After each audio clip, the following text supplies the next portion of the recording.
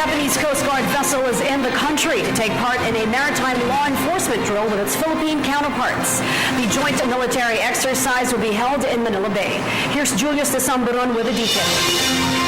The Japan Coast Guard ship has reached Philippine shores. It was past 9 Monday morning when the Chugaro vessel of Japan Coast Guard docked at Pier 15 in Manila. It is expected to be part of the maritime law enforcement drill on Wednesday, including the Philippine Coast Guard personnel. According to the Philippine Coast Guard spokesperson Commander Armand Balilo, the said drill, which will be conducted in Manila Bay, is aimed at strengthening the interoperability of the participants and to counter violence at sea. Pagka merong drill, ang ginagawa namin dyan, simulate kami ng parang isang piracy sa karagatan at isusuppression at pagtutulungan ng dalawang puwersa para nang sa ganon ma-enhance yung interoperability kung sakaling mangyayari ito in the future. Pangalawa, may establish yung rapport ng dalawang ng mga personnel ng bawat magpa-participate, yung coordination with Japan Coast Guard. And of course, makikita rin dito kung ano yung mga dapat aralin pa.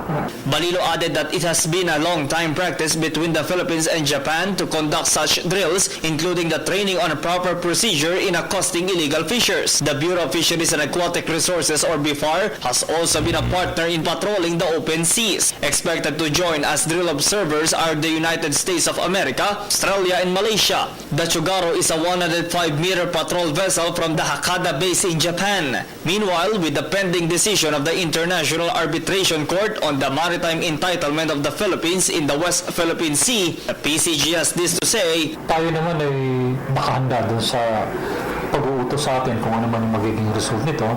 And I'm sure, base dun sa mga lumalabas ay magiging favorable sa atin ito. Pero yung national government ang dapat na mag-decide kung ang dapat na mga susunod na akbang. For PTV News, Julius de Samburon.